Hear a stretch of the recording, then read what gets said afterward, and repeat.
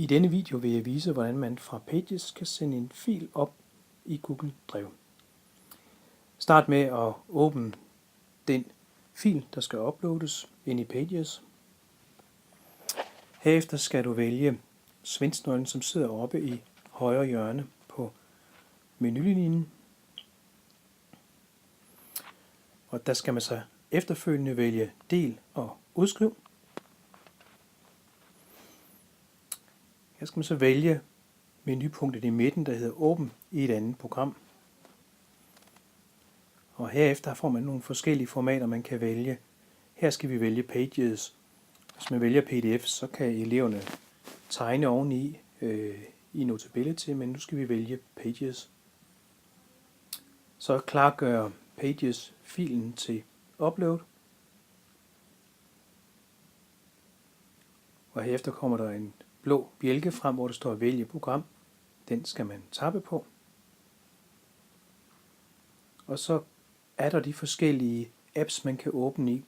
Hvis man ikke lige kan se Google Drive, så skal man lige swipe til siden, altså skubbe skærmbilledet til siden, så kan man se de filer, der skulle ligge på side 2. Så swiper jeg lige tilbage igen, så jeg kommer til side 1, hvor jeg har Google Drive. Så tapper jeg på åbn i Google Drive.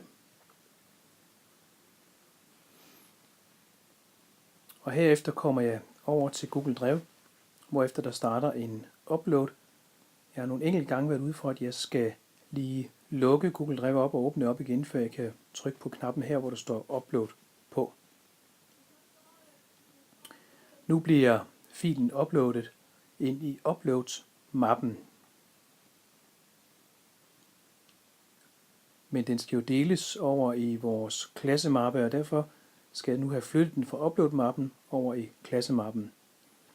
Og derfor går jeg hen til filen og tapper på pilen, der peger ud til højre. Og så kommer den nye menu frem, og der skal jeg vælge pilen ud af boksen oppe i højre hjørne. Og der kommer der et nyt punkt frem, der hedder flyt til. Det vælger jeg at tappe på. Og så dukker der en ny menu op, hvor der kommer de filer og mapper frem, som jeg kan flytte den hen til. Her vælger jeg klassemappen 5A. Og så vælger jeg matematikmappen, som ligger inde i 5A. Og så går jeg ned i bunden af menupunktet og vælger flyt hertil. Og der kommer et bekræftelsesskilt, om jeg vil flytte den. Det vil jeg sige tab til. Og nu er den så lagt op til Google Drive i den rigtige mappe. Så skal eleven ind og hente den, og det gør eleven ved at logge ind på sit eget Google Drive og vælge klassemappen, som i det her tilfælde er 5A. Og da det er matematik, klassen har denne dag, så vælger man matematikmappen. Og så vælger man filen, der hedder upload til Google Drive.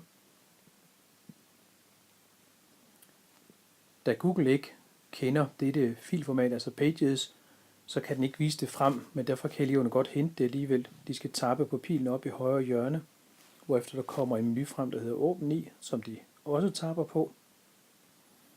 Og her er så de forskellige apps, der kan åbne det. Her skal de tappe på Pages.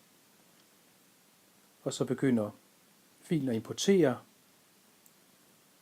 ned til Pages, og så lægger den sig inde i øverste venstre hjørne, inde i arbejdslageret i Pages, og når man så tapper på den, så kan man så åbne filen op, og så kan eleverne arbejde videre med filen.